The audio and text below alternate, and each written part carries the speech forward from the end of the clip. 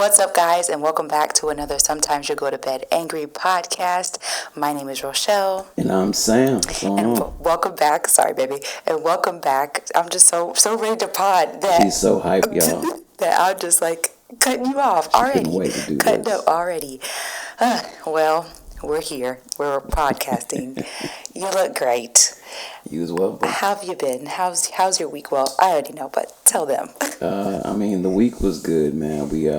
I spent a lot of my time. Usually I work in this Alpharetta office, so this week I was actually working a lot in the Atlanta office, so that was fun to get to see the city, have some interesting lunches, and yeah, it was good. Yeah, I just love this new season of your life for you. It's just like I'm eating in the city. I'm like, I miss you. Come home. So yeah.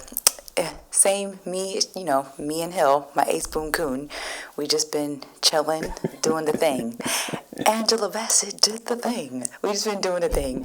So, so yes, we're gonna get right into it. Today, our topic is about relationships. We have not titled it yet because we don't know, but when you see this, obviously the title will be there.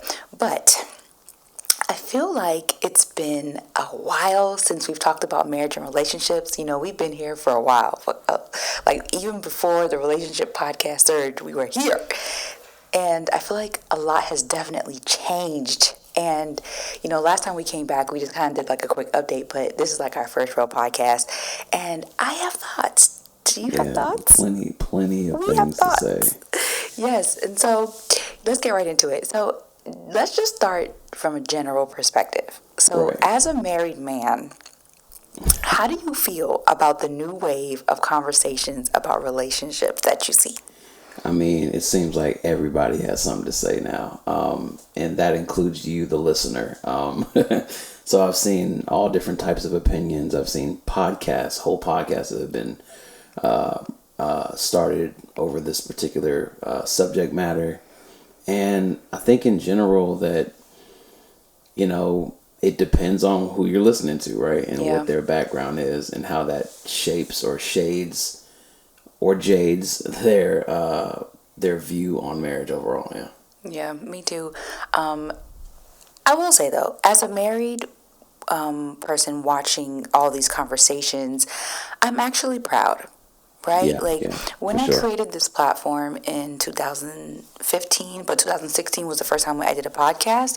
This is kind of the vision I had in mind. Obviously, my vision is like the perfection part of it, but like this is the vision that I had in mind. And big picture.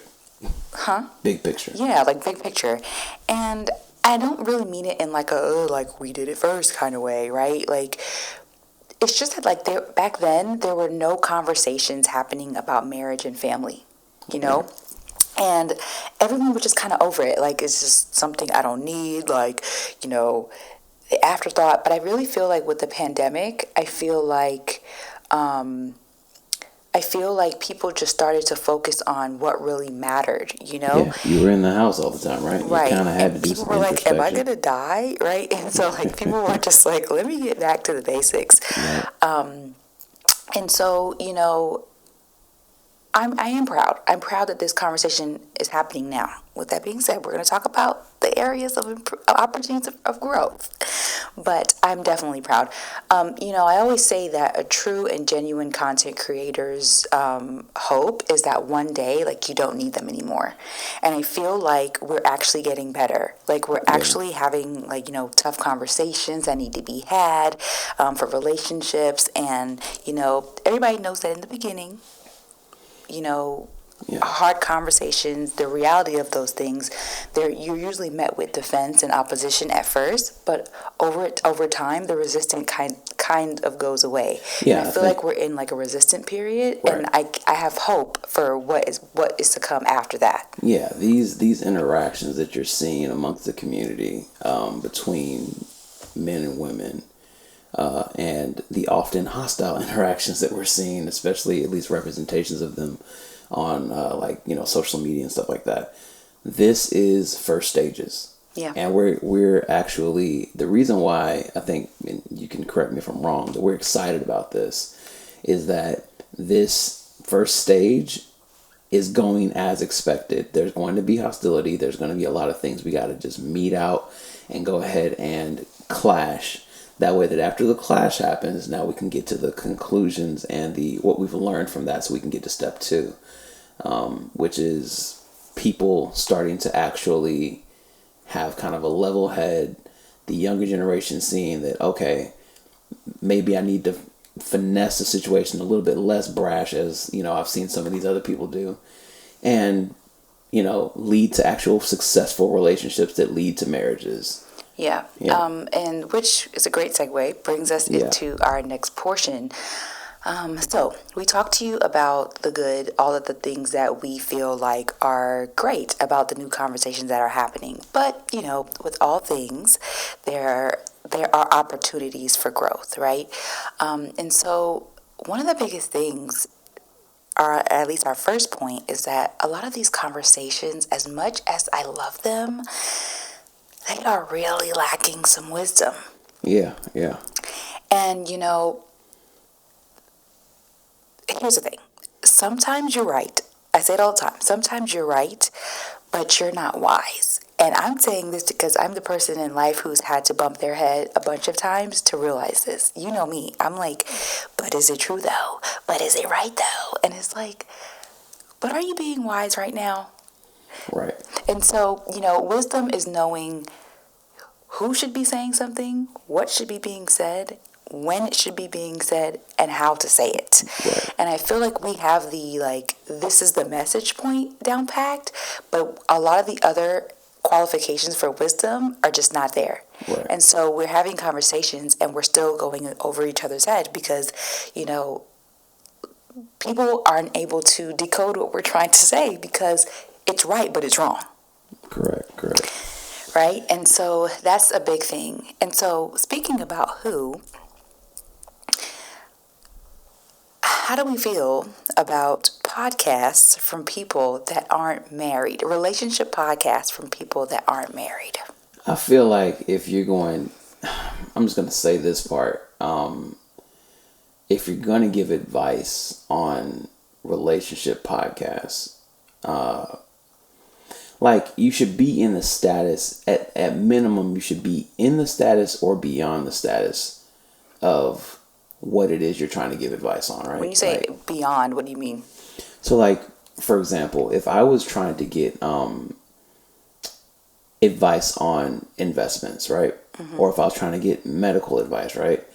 I would expect the person who I'm talking to, if it came to investments, they themselves probably have some experience in having dealt with investments. I wouldn't want to just get the typical, or maybe type of barbershop type of advice from someone who maybe they heard some guy talk about it and they're trying to regurgitate some things buzzwords that they might have heard or whatever like that. Right. And I think that there's a good amount of both. We have some people who have been in relationships, speaking on relationships. We have some people who have been married, speaking on maybe a past marriage that they've been. There are people who are married for several years who are speaking on, marriages. And there are people that divorced. People that could speak on. Well, that's what I mean, have been married, right? Yeah. But then there are people who haven't been married at all who are speaking on marriages. And that's where things get a little weird, right? And so here's the thing, right? So to shoot them a little bit of bail. You could tell what podcast we like listening to, but to shoot them a little bit of bail. You don't have to be married to know when something should not be done or the right way to go about things, right? So I definitely want to be fair. But I just feel like when you're married, you're able to come from a space of longevity and a space of what actually matters, right? And so, it's really hard for you to say what a woman should be, what a man should be, what a woman should do, what a man should do, when you haven't been in the paint. You know what I'm saying?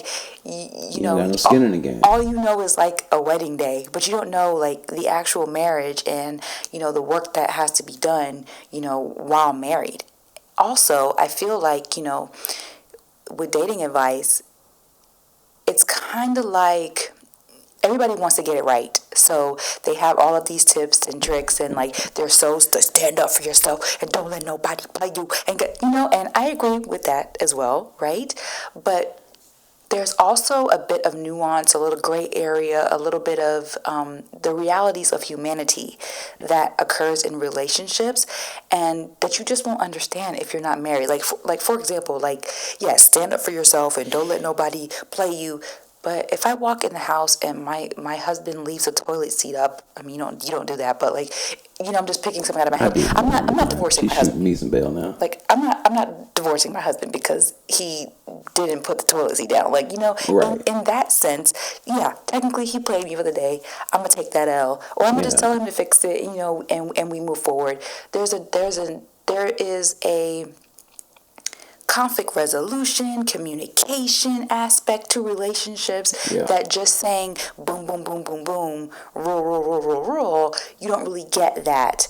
And you can't see that if you're not married. And I understand how some of the podcasters are thinking about it in terms of just they want to really create a hard structure for you, right? Yeah. Because structure is very attractive, especially to male audiences, right?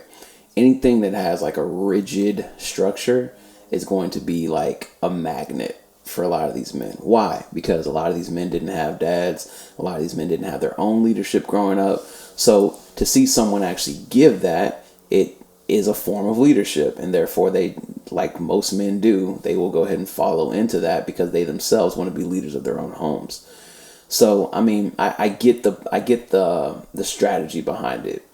However, I think when you actually do the thing, like you actually get into a successful relationship, and you do start the negotiations of who will do what around the house, who will do this, what are the splits going to be when it comes to actual financials and stuff like that.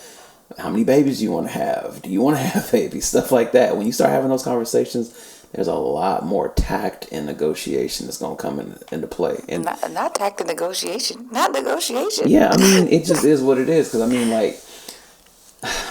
I get what you're saying, though. I get what you're saying. You're going to say to yourself, like me and you, we have a very, very traditional setup with regards to how we divide things around the house, right? Yeah. As far as for what we do versus maybe what I do versus what you do, right? Yeah. And I'm telling you that I know people right now this is not going to work for, right? We know couples that this whole setup would not fly for them because they're more like, it'd probably be more of a 50-50 split when it comes to their typical relationship. But my point is to make your relationship work. Now, do we have opinions about what tends to be the most successful type of relationship? Yeah, we got opinions on that. But it still comes down to the negotiation between you and your spouse. Yeah, and so I think that if you talk to one person, they would be like, oh, traditional roles are best. You talk to another person and they would view that as oppressive or whatever. And so I feel like, but the thing is, people create podcasts and where they're saying this is how it should be. And of course, from a biblical standpoint, we could have many different conversations there. But I also feel like at the end of the day, like you're saying, like it's relationship to relationship. Some people are working, some people are not working. Some people still have a relationship where the guy's working and the woman is not, but they still work together. I feel like it's all about like what your partner is good in and not good in. Like you could literally waste your whole life trying to make somebody good at something that they're just not good at. You know what I'm saying? And it's like, instead of like creating these conversations where it's just like, you should force yourself to do this and you should force yourself to do this. And part of that is fair. Like in marriage, you're going to have to change little things of yourself in order to make the relationship work. But like, if it just worked better for like me to cook and do cleaning and stuff like that, then okay, like I'm doing it because I'm just best at it. And like, and if you're better at taking care of Hillary at night, right? Like stuff like that, because like that's a great example. Like we would be considered a traditional family, but I rarely put the baby to bed since she was born. Like you handle that. That's always the thing that I've handled. That's always been a thing that, and let me kind of put some more. Kind of flesh this out a little bit more, right? because we're talking in the theoreticals, and let's give people, I guess, an example of furthermore, right? So Yeah. like in our relationship at my previous job, when there were actually let me back up even further. There was advice that was given to us from a couple who had done like a whole Dave Ramsey thing, and they had got themselves debt free, and they really already had this stuff kind of down packed. Heck, they were so thorough that they had even read they had read books on the guys who inspired Dave Ramsey. Because, but yeah, so the point is that they advised us, and they were like, "Yo, what you should do," and he's like, "I'm not saying you have to do this, but what if you are following this particular model? Hey, why don't you roll all the bills over to Sam's check, right? Remember when we did that whole thing? And when we did that, at first we were very uncomfortable with it. But then when we did, we were like, oh, there's a lot of wisdom in this. We freed up a lot of, income now. And at the time you were still working, you know what I'm saying? So there's the whole, we weren't as traditional as maybe we would say back then, right? But, and also, like, I didn't have a child, so yeah, I you didn't have a didn't child, have a reason so to why be not work, right? You might as yeah. well, yeah. So she's working at the time. We don't have a child. We've rolled all the bills over, and we both now are looking at the finances. Like, we're looking both at the numbers and what we have to do as far as for what needs to be saved versus what needs to be spent on certain events that we're going to be planning throughout the year. That changed the game. That completely changed the game for us. And even to this day, we still have that. And even now, Well, I'm not working, so she's not working in that aspect. I would But what hope I so. mean is that, like, all the bills are obviously on me, but at the same time, there's so much left over that you're able to, plan out those things, because Rochelle is the planner in our relationship. Yeah, so bringing it back to just like kind of the dating space, I feel like it's just like, again, people are making rules where it just really just needs to kind of be what works for your family. Right. Because it's just kind of like,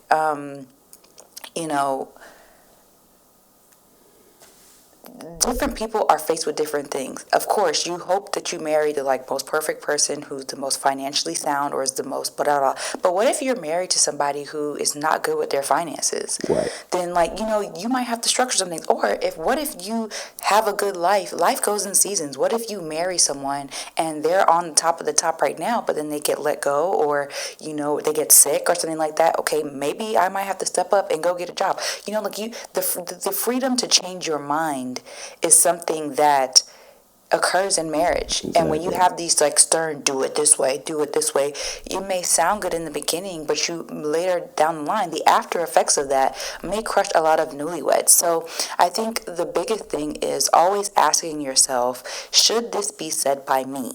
Like, Right. Yes, maybe this should be said, but should it be said by me? So many times I do that. I'm just like, Lord, like, I want to make sure that I'm the right person to say this, right? Yeah. One, because I've been the person who wasn't the person and said it, and two, I may not have said it in the right way.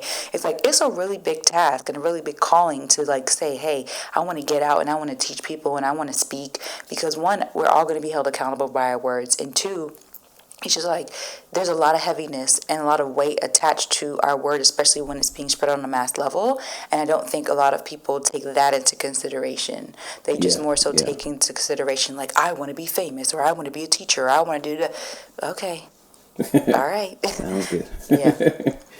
Yeah, man. And I just feel as though, like, these, the way we need to go about determining who is the right person to say something, or is this the right time to be said, is, I think you need to do some level of meditation, some level of maybe prayer, self-reflection,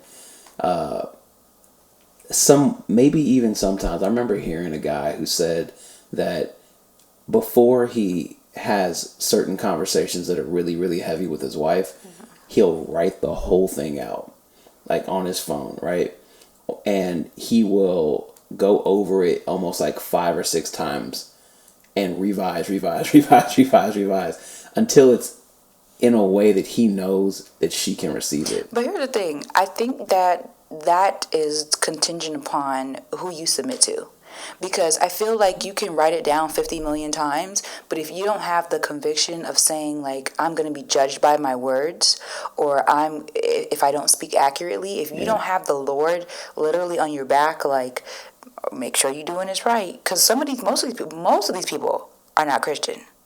So if you have, if you can write it down 50 million times, and if you don't have the right, like, conviction of the Holy Spirit, you're going to be like, yeah, that sounds salacious. I'm definitely going to put that in, even though that could hurt a bunch of people. Completely, even though I'm not really speaking like, I'm not speaking like Christ. I'm just going to put it in there anyway. So it's like, it's a part. That is true. That's a good segue. There's a part of it to where it's just kind of like, yes, write it down, but everybody has podcast notes. We got podcast notes. I'm sure they do too, to keep themselves on track. But it's like, what are you going to keep in there, and what are you actually going to say when you press record? Yeah, and this kind of goes to the how, right? So, like, for men, our tendency is to get loud, to get aggressive when we're upset about something and we're trying to communicate this particular, tension to our spouse or to the person that we actually want to become our spouse. Mm-hmm. For women, on the other hand, it's the quality of the words, right? It's the specific words they know that are going to be daggers. So, like, for men, you start to learn things about, like, okay, as opposed to me yelling to get my point across, maybe I actually need to get less loud, get more quiet, speak a little slower, so that people understand that I'm being serious right now. Or just that you respect them. Yeah. And then the other side of it is for the women, and y'all need to hear this, the words that you say matter. You do not want to emasculate your dude. I've seen this happen on numerous occasions with other people where it's just like they'll say something and it's like, oh, I wish you didn't say that to him. Like, or just say it in that way. He's never gonna forget those words. Like, and you don't want to tear him down in that route. You know what I'm saying? I think you would want to say words in the positive direction that would encourage him to, to grow in that particular light.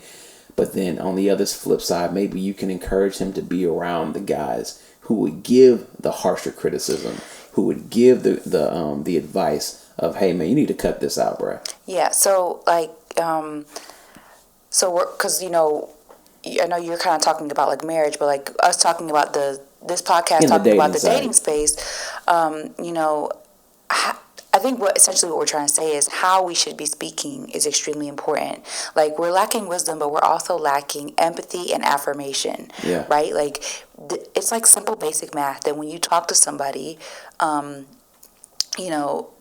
you need to have a positive, a negative, and a positive. It's called a sandwich. You could look it up. Everybody has probably seen it before. And it's like you can't, I hear a lot of men, they're like, oh yeah, this is the facts. This is the facts. And it's like you can't give someone the facts without affirming them, encouraging them, and also understanding their plight.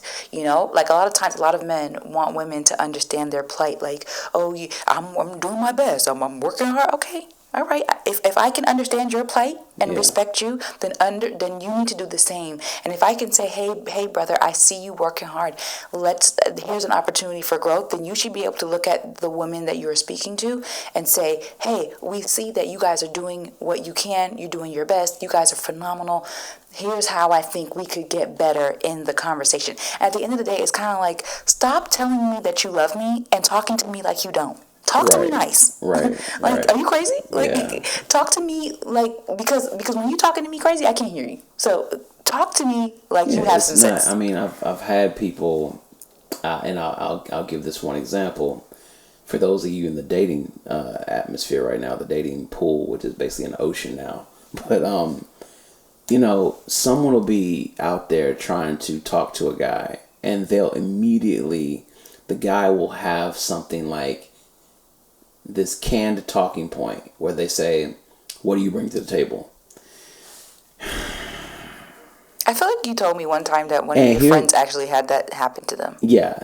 Someone literally said, what do you bring to the table? And it just like, I was taken aback in the sense of like, there are more tactful ways to ask that question. The reason why that particular podcaster was asking that question directly like that, because he was in a podcast format, right? Right. But that's just to get you to be exposed to the idea. Now, in the real world, when you're actually when you're having that conversation, you don't say that, right? Like, if a woman wants to know, hey, what type of money is this guy making? She doesn't say, what's your salary on the first date? Like, that's going to be pretty obvious. Like, bruh, like, no, you don't say, what's your salary? You say, so what do you do? And then you go to the bathroom and he's going look it up on Google Girls. Then you go to the bathroom and look it up on Google. That's what y'all do? Ask that man. Don't be like, oh, how much do you make? Just say, what do you do? And then when he tells you, just go to the bathroom and excuse yourself. And then look it up. What's the salary for somebody who is a in carpenter? Your state doing that? Carpenter. What is that thing we watched? Justice for Obsolete Industries. Yes. The Coalition of Obsolete Industries. Yep. Shout out to the carpenters out there. Shout out to the carpenters. Shout out to Jesus. But yeah, you don't ask somebody if you want to know their salary. You don't say, what do you make? You say, what do you do? Right. And then you make your judgment call from there. It's just too rigid is the point. Like, it's just it's too rigid. So, but on the flip side, for men who want to say, what do you bring to the table? It's almost the same question, right? Yeah. What do you do? What do you like to do for fun? Do you like family? How were you raised? You know what I'm saying? Things of that nature are going to get you to the answer of what she brings to the table. But people are just so, and we could talk about this another time, but like, people are just, they want the microwave, quick, fast. You know, I have a big thing about people just trying to get to the meat of you without doing the work to get to know you. Like, and that's it's another version of that. And so it's trash. But here's the thing. I'm picking my nose on the podcast. Now, I want to be clear with it. I want to be clear here, right? There is a conversation that needs to be had, right, about the development of dating and relationships, right?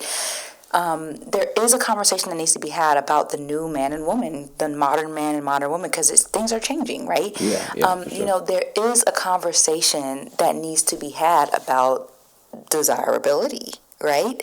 And there are many truths to what both sides are saying, but the way you say it matters. Like I said, like, no one can hear you.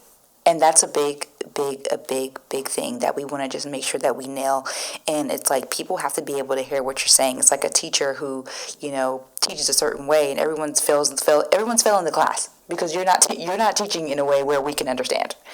And so I feel like our family, like, we don't have time. We don't have time. Like we are trying to like build our family and get back to where we need to be. In the grand scheme of things, we don't have time for you to be talking to me crazy. Talk to me in a way that I can understand and hear me. Hear me, my big chest now. Like, I'm getting passionate now. Like, we just don't have time. Like, it's just a lot of fluff, and we don't have time for that. Like, the family needs to be rebuilt. Get it together.